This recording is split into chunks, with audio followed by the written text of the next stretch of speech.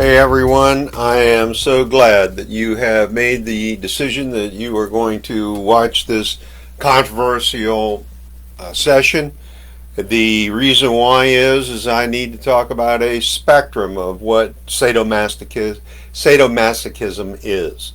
And you've got to understand that on one side of that spectrum, there is a type of sex that is derived by pleasure and acting out and role playing, and it is completely minor. It's kind of like a walk in the park. And then on the other side of the spectrum, you have death. And as you get closer and closer to that death's part of the spectrum, you have you're harming the body. And the most of the people that when I talk to them about this type of sexual pleasure, it comes from that 3% percentile on the actual extreme. It's not down where most people are experimenting with different types of role playing and sexual fantasies. So when I'm talking about sadomasochism, I'm talking about what the majority of people in the surveys say. So on the other side of the spectrum, we're going to be talking about that, and I do feel that that's very, very dangerous, and it might need some psychological therapy. So, I feel that if there's two people and they're involved with each other and they're consenting adults and they know what the rules are and they are excited sexually and they like to be bound and they gagged and whipped and they like to be have objects placed in their rectum, and if as long as they're condoning it, then and they are willing to participate, I'm not going to tell you or be the sexual police on this. I'm well aware that the surveys say that having handcuffs or being bound or using let's see, clothespins, or having handcuffs or blindfolds or spanking. I personally have participated in those types of role play. They're not my first choice. Was excited to experiment with it, but it was like I'm not really into causing individuals to have a pain that increases their sexual high. So when I'm thinking about the sexual event, I'm actually thinking about just being able to enjoy the event, enjoy the other person, and then climax and move on. Now, let's dig into more of that hardcore where the media has taken sadomasochism.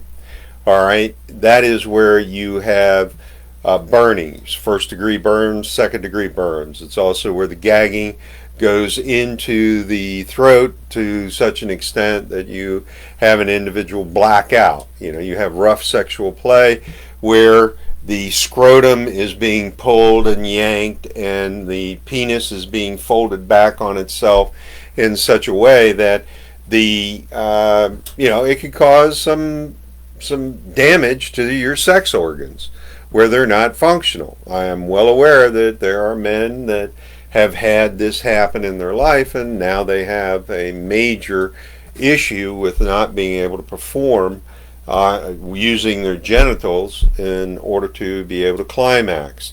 And also, having foreign objects placed in the rectum or in the vagina is not necessarily a good idea because it can cause physical damage to the body. What we want to make sure is that consensual sadomasochism is not a sexual aggression.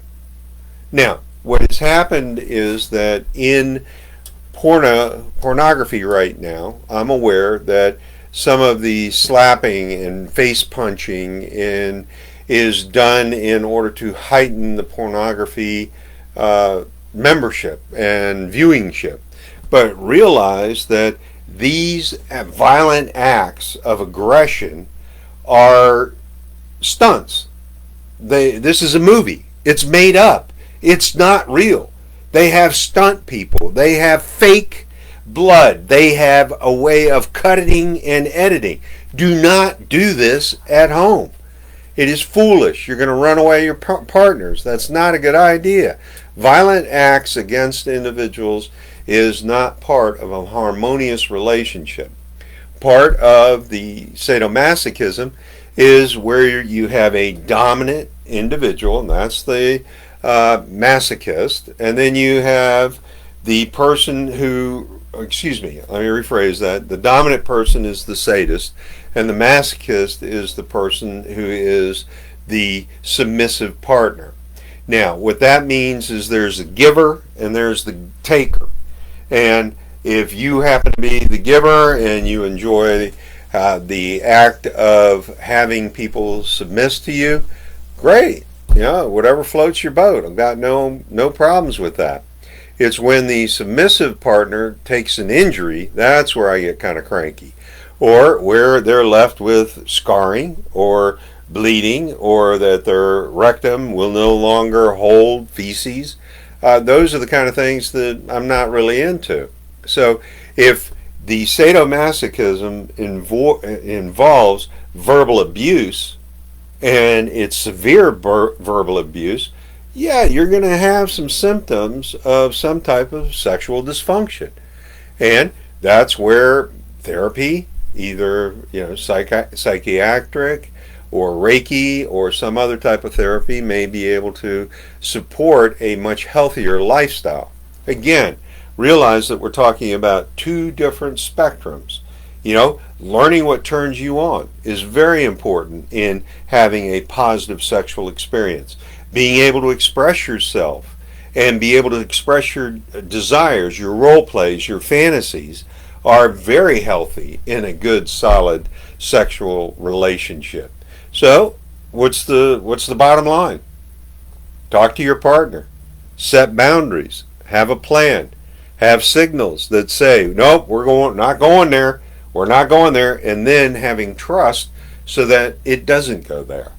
Now, what I need you to do is call me, comment. I expect a lot of comments coming off of this particular video. And I need to get your feedback on it.